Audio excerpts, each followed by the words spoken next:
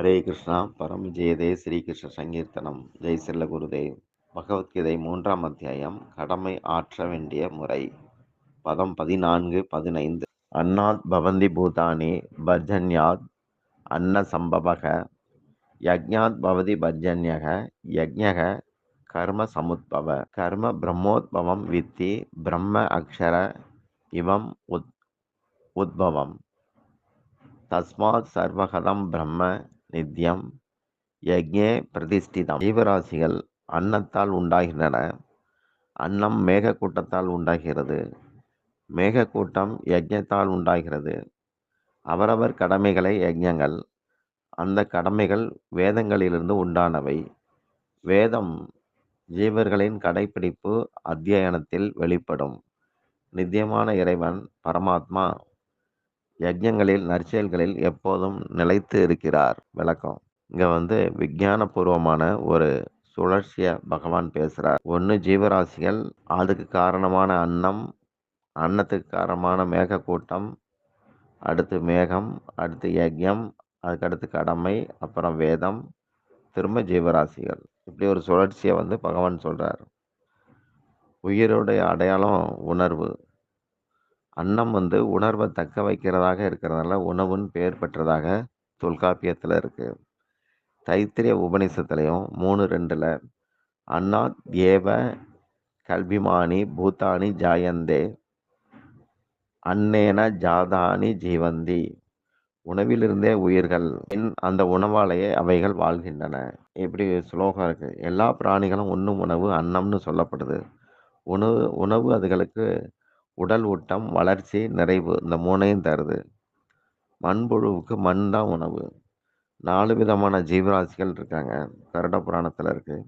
ஜராயுஜம், அதாவது கருவுல இருந்து உண்டாகக்கூடியது. உத்பிஜம், பூமியிலிருந்து வர்றது, மரம் செடி கொடி. அண்டஜம் அப்படின்னா முட்டைகள்ல இருந்து வரக்கூடியது. ஸ்வேதஜம், அழுக்குல இருந்து வரக்கூடியது. இப்படி 4 இருக்கு. இந்த 4மே உணவால உண்டாகி உணவால வாழுது.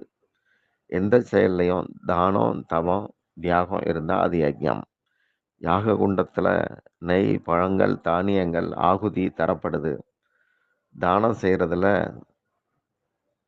உடமையை நாம தியாகிக்கிறோம், தியாகம் பண்றோம்.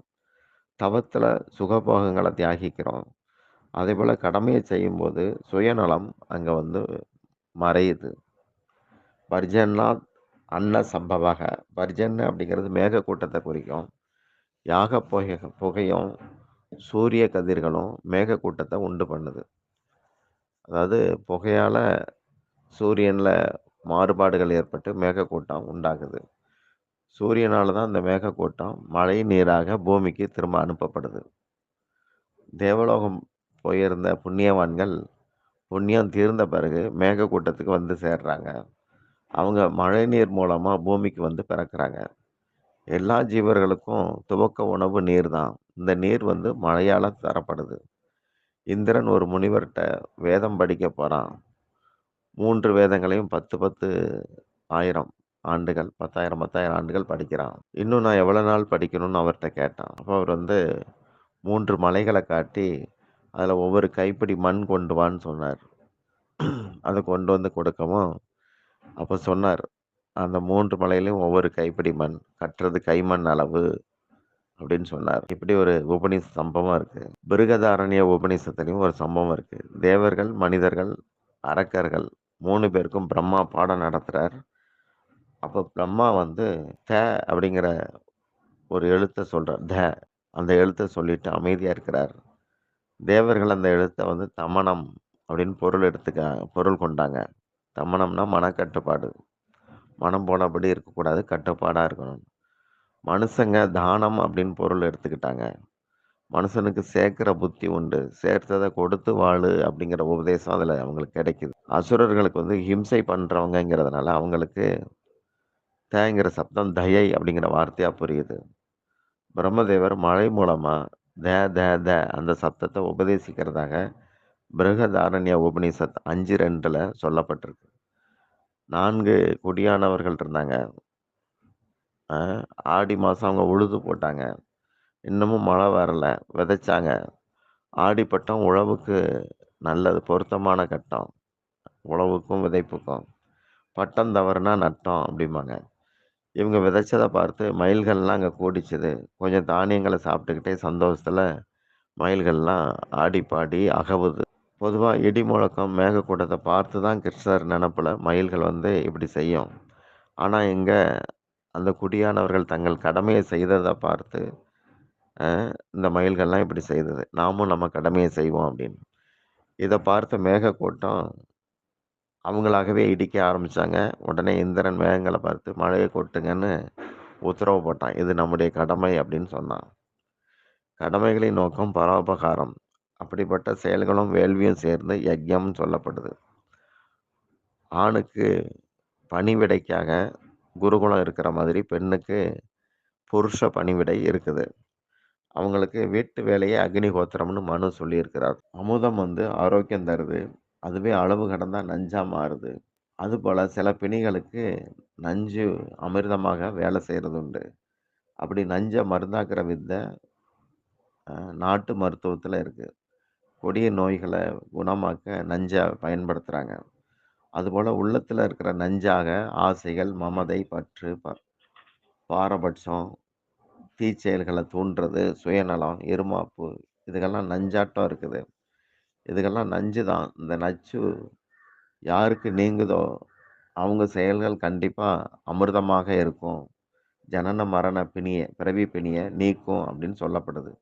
அப்படிப்பட்ட கடமைகள் எல்லாமே யஜ்ஞம் அப்படின்னு சொல்லப்படுது. கடமைகள்ல செய்யத்தக்கது, தகாதது இத நிர்ணயம் பண்ண வேதங்கள் தான் பிரமாணம் அப்படின்னு கிருஷ்ணர் சொல்றார். அதனால பகவான் கர்ம பிரம்மோத்பவம் வித்தி அப்படிங்கிறார். இத தெரிஞ்சுக்க கடமைகள பத்தி அப்படிங்கிறார். விதிக்கப்பட்ட கடமைகள் வேதங்கள்ல தரப்பட்டன அப்படின்னு சொல்றார். பிரம்மாச்சார சமுத்பவம் அப்படின்னா அழிவற்ற வேதம் பிரம்மத்திலிருந்து உண்டாச்சது, வெளிப்பட்டது அப்படின்னு சொல்றாங்க. பிரம்ம அப்படிங்கிற சொல் இங்க வந்து கிருஷ்ணர இறைவன குறிக்கும். பரமாத்மாவ குறிக்கும். அ மறுக்க இயலாத உண்மைகள் வேதங்கள். பேச்சு வழக்குல நம்ம ஏதாவது யாரையாவது சொல்லும்போது, "நீ சொல்றத நான் எதுக்கு கேட்கணும்? அது என்ன வேத வாக்கான்னு?" கேட்பாங்க. வேதம்னாலே மறுக்க முடியாதது, ஒத்துக்கொள்ளக்கூடிய அறிவு அப்படின்னு அர்த்தம். இறுதியான அறிவு வேதாந்தம். பகவான் குறையில்லாதவர். ஜீவர்கள் வந்து குற்றம் உள்ளவங்க. குறை ஒன்றும் இல்லாத கோவிந்தான் கிருஷ்ணர் வந்து அழைக்கப்படுறார். ஆண்டாள் தாயாரால. மனுஷன் வந்து தன்னுடைய நடத்தையால தெய்வீக தலத்தை அடையணும். மிருக தலத்துக்கு தாழ்ந்து போகக்கூடாது. அது ஒரு குறை. ஒருவனது குறை அடுத்தவங்களுக்கு பிரச்சனை தரும்போது குற்றம். பறவைகள், தாவரங்கள் கூட தன்னலம் இல்லாம பரோபகாரமா தான் வாழுது. அதுகெல்லாம் சோம்பேறியா இல்ல. எறும்புகள் கூட தன் இனத்துக்காகவே சேமிக்கக்கூடிய குணத்தோட இருக்கு. யஜ்ஞத்தோடைய பயன் பரோபகாரமா இருக்கணும். சுயநலத்துல நான் அப்படிங்கிறது மிகைப்படுது. பரோபகாரத்துல அன்பு இருக்கும். அன்பின் உறைவிடம் பகவான் கிருஷ்ணர். அதனால இந்த பதத்துல யஜ்ஞத்தில் கடமையில் பரமாத்மா வெளிப்படுகிறார் அப்படின்னு பகவான் கீதையில அறிவிக்கிறார். எங்கும் பரவி நிறைந்திருக்கிற பரமாத்மா யஜ்ஞத்துல நற்செயல்கள்ல நிலைச்சிருக்கிறார் அப்படின்னு சொல்றார். அப்போ மற்ற இடங்கள்ல பரமாத்மா இல்லையான்னு கேள்வி வரலாம். பகவான் எல்லையற்றவர். கிருஷ்ணருடைய எங்கும் நிறைந்த எல்லாவற்றிலுமான இயங்கும் ஆற்றல் பரமாத்மா நாராயணர்.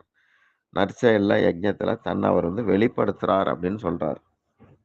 பசுவின் உடம்புல பால் எல்லா இடத்துல இருந்தும் உ- உற்பத்தியாகி மடுவுல தான் அது வெளிப்படுது.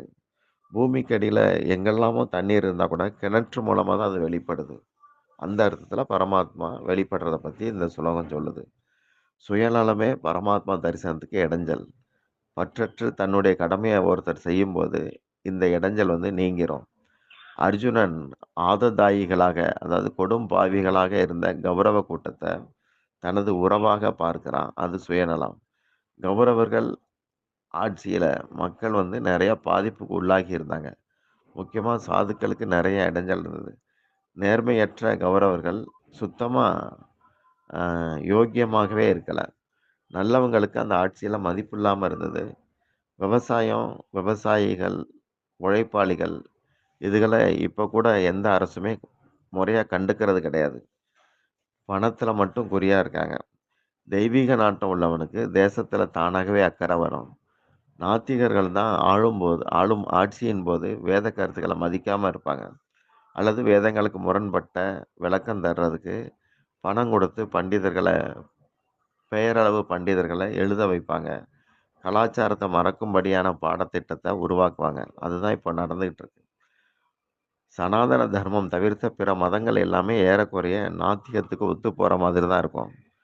பூரண அறிவில்லாத குறைமதியாளர்கள் சனாதன தர்மத்தை ஏத்துக்க முடியாது. ஆனாலும் தன்னை மதச்சார்பாக அவங்க காட்டிக்கணும். அதுக்கு ஒரு கீழ்த்தரமான மதத்தை அவங்க உண்டு பண்ணிக்கிறாங்க. அதுல தீவிரம் காட்டுறாங்க. இந்த மாதிரியான மதங்கள்லாம் இன்னொரு 50 வருஷம் இருக்கும். அதுக்கப்புறம் காளான் மாதிரி எல்லாம் அ இல்லாம போயிரும். செய்யத்தக்க கடமைக்கு சாட்சி வேதங்கள் தான் அப்படிங்கிறத பகவான் இந்த ஸ்லோகத்துல அறிவிக்கிறார். ஹரே கிருஷ்ணா.